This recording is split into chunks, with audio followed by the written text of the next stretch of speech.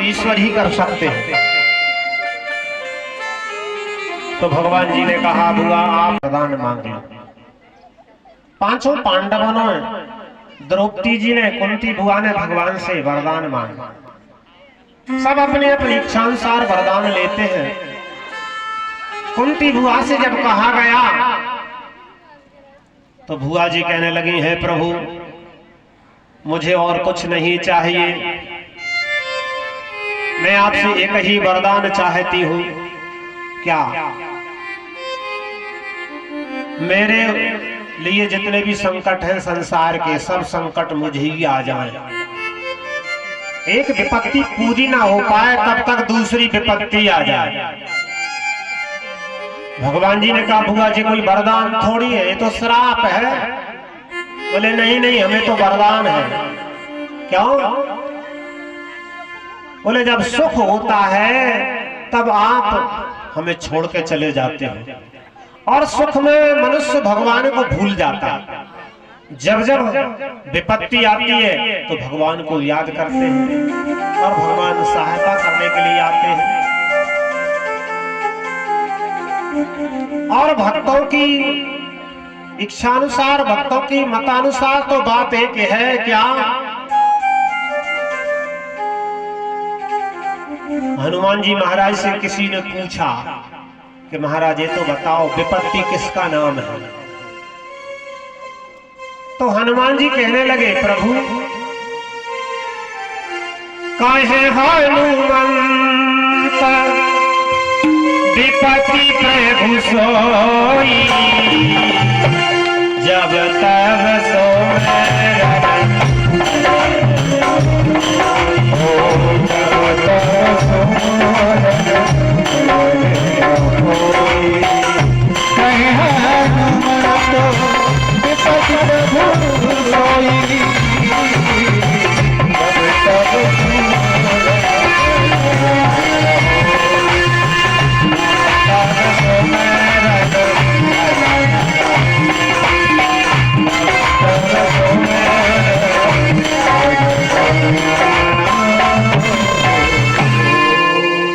हरि का भजन ना हो उसी का नाम विपत्ति है, और भगवान का भजन करते रहे वही संपत्ति है।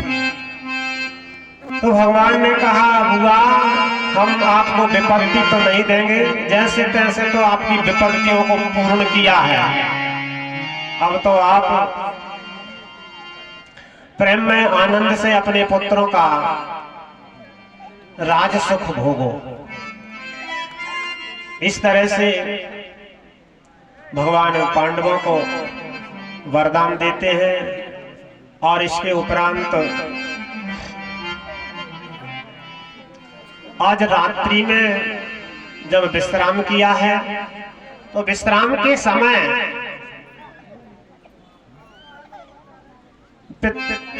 युधिष्ठिर जी जिनको थोड़ा मोह हो गया। देखो महाभारत की लड़ाई के पहले अर्जुन को मोह हो रहा था और अर्जुन कहते थे यह मेरे बंधु, मेरे गुरु, मेरे चाचा हैं, इनसे युद्ध नहीं करूंगा, लड़ाई नहीं लड़ूंगा। लेकिन भगवान उनको गीता जी का ज्ञान देते हैं और ज्ञान देकर के समझाते तुम्हारा कर्तव्य है, कर्तव्य का पालन करो। तो गीता जी का ज्ञान सुन करके अर्जुन का मोह दूर हो गया था। युद्ध के पश्चात आज युधिष्ठिर जी को मोह हो गया। किस बात का मोह हुआ? युधिष्ठिर कहने लगे हे द्वारकाधीश देखो हमने अपने ही बांधवों को युद्ध में परास्त करके, अपने गुरु चाचा पितामह आदि को परास्त करके उनको मृत्यु के घाट पर उतार कर राज प्राप्त किया। ऐसे राज की क्या आवश्यकता? युधिष्ठिर को मोह होता है और ऐसा होता भी है। देखो जब कोई सामने होता है तो सामने वाले से विरोध होता रहता है तो कुछ भी कहते रहते हैं। जब सामने वाला नहीं रहता तब उसकी याद आती है। तो इस बात का हमें ध्यान रखना चाहिए कि संसार की वस्तुएं जितनी भी हैं वह वस्तुएं तो प्राप्त हो जाएंगी, लेकिन अपने जो प्रेमी हैं अपने जो मित्रजन हैं, अपने रिश्तेदार हैं, परिवार है, वो पुनः प्राप्त नहीं होता। ना कुछ संपत्ति के लिए परिवारजनों से झगड़ा नहीं करना चाहिए। और जहां पर संपत्ति के लिए लड़ाई लड़ी जाती उसी का नाम तो महाभारत है। और जहां पर संपत्ति के लिए एक दूसरे को त्याग कर देते हैं उसका नाम रामायण है। रामचरित में तो आप सुनते हैं ना, इतनी बड़ी संपत्ति एक दूसरे को त्याग दी। बड़े भाई चाहते हैं हमारा मंझला भाई राजा बना रहे, हमें कोई जरूरत नहीं है। और छोटे भाई चाहते हैं नहीं, बड़े भाई के सामने हम राजा बने, ये बात उचित नहीं है। आज के व्यक्ति छोटी छोटी बातों के लिए, ना कुछ स्वार्थ के लिए अपने परिवारजनों से झगड़ा कर लेते। तो द्वारकाधीश ने अपने पांडवों के लिए समझाया, युधिष्ठिर की समझ में नहीं आई। फिर प्रातः काल होते ही भगवान पांडवों के लिए पितामह भीष्म के पास ले गए।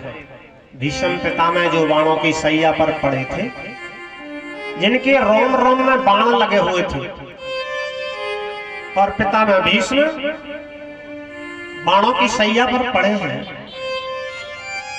द्रौपदी के साथ पांडव और द्वारकाधीश जाकर के पितामह भीष्म को प्रणाम करते हैं। भगवान द्वारकाधीश ने भीष्म पितामह से कहा, यह तुम्हारे नाती हैं, ये राजा बन गए हैं महाराज, इनके लिए किस तरह से राज्य चलाना चाहिए मार्गदर्शन दीजिए। भीष्म पितामह कहने लगे, हे द्वारकाधीश, आप तो जगत के गुरु हैं, आप सब कुछ जानने वाले, सब विद्याओं में निपुण हैं, जिनके साथ में स्वयं द्वारकाधीश रहते हो, मैं उनको क्या सिखाऊं, मैं उनको क्या धर्म सिखाऊं, क्या राजनीति सिखाऊं। आपसे बड़ा कोई गुरु नहीं है, इसलिए आप ही इनको शिक्षा प्रदान कीजिए। भगवान जी ने भीष्म पितामह से एकांत में थोड़ा कान में जाकर के कहा कि देखो, यह युधिष्ठिर जो है वो मुझे छोटा मानते कि छोटा भाई है, इसलिए मेरे द्वारा दिए हुए ज्ञान को सुनकर भी इनका मोह दूर नहीं होता है। आप वृद्ध हैं, इनको शिक्षा प्रदान कीजिए।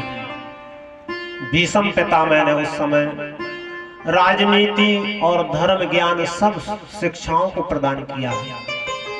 और जब धर्म का वो वर्णन कर रहे हैं उस समय कह रहे हैं, देखो पुत्रों, तुम राजा बन गए हो, राजा के लिए प्रजा प्राणों से भी प्रिय होती है।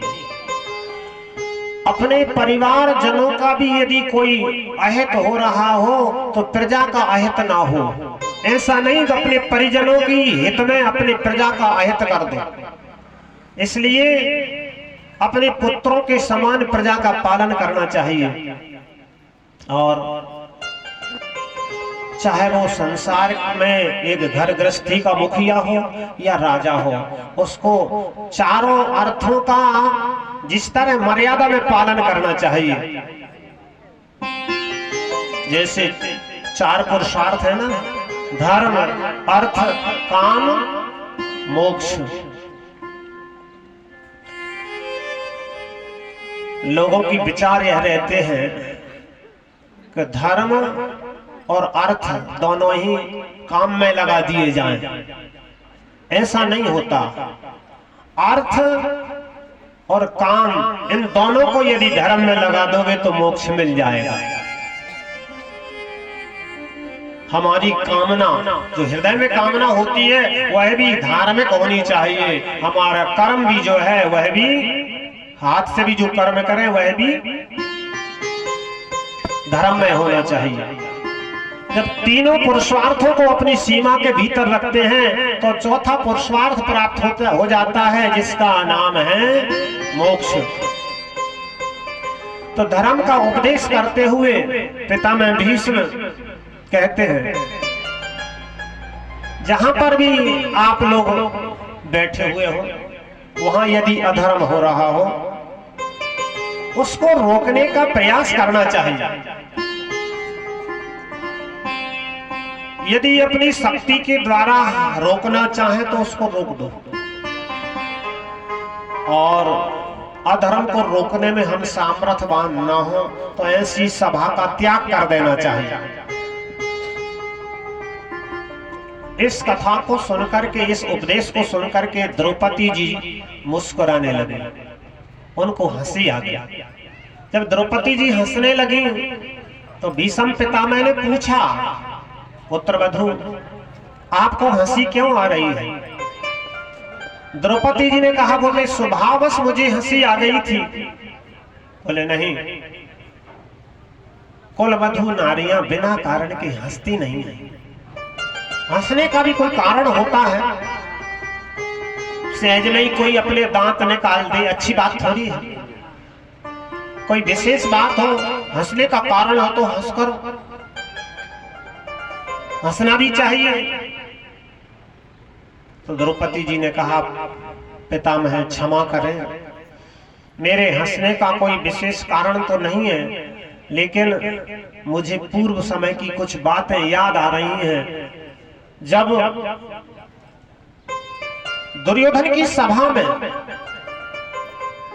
दुशासन मुझे खींच कर ला रहा था, और उस सभा में दुर्योधन ने आज्ञा दी, द्रौपदी को निर्वस्त्र करके मेरी जंघा पर बिठलाओ।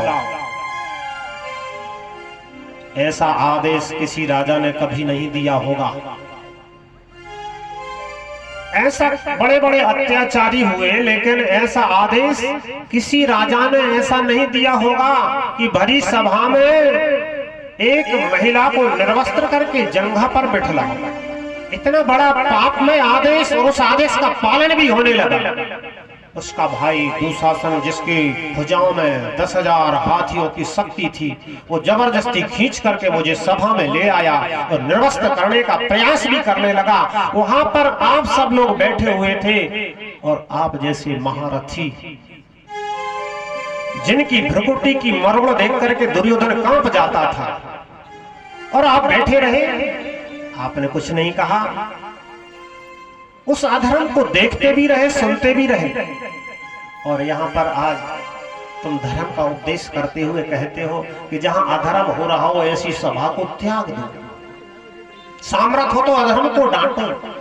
तो महाराज, हमारी समझ में नहीं आई ये बात। भीष्म पितामह नेत्रों में आंसू भर करके कहते हैं, द्रौपदी तुम्हारा कहना बिल्कुल सत्य है, लेकिन मनुष्य जैसी संगति में रहता है वैसी उसकी मति हो जाती है। जैसा अन्न खाता है वैसा ही मन हो जाता है। कुछ संगति में कुछ कार्य विवश होकर के करने पड़ते हैं। इसी कारण से विद्वानों ने कहा है, हानि को संग सुसंगति लाहू, लोकहु वेद विदित सबका। कुसंग में हानि होती है।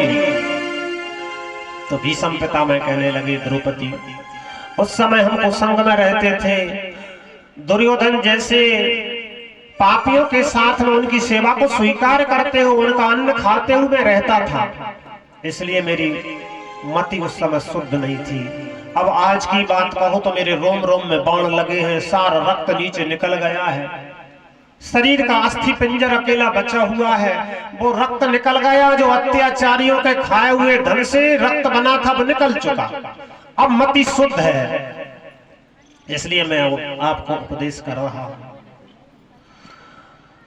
भीष्म पितामह फिर भगवान से प्रार्थना करते हैं, हे प्रभु आप अच्छे समय में आ गए हैं।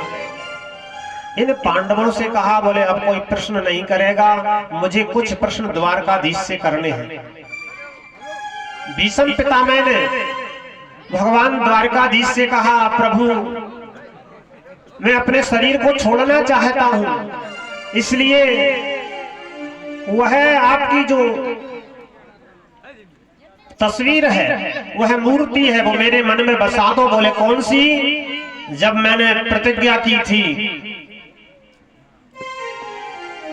महाभारत के युद्ध में आपने प्रतिज्ञा की थी कि मैं शस्त्र ग्रहण नहीं करूंगा। भगवान की क्या प्रतिज्ञा थी कि हम हथियार हाथ में नहीं लेंगे, ऐसे ही खड़े रहेंगे। इसी कारण तो दुर्योधन ने उनको नहीं लिया था।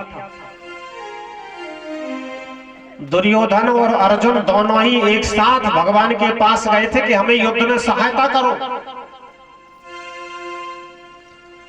तो भगवान जी ने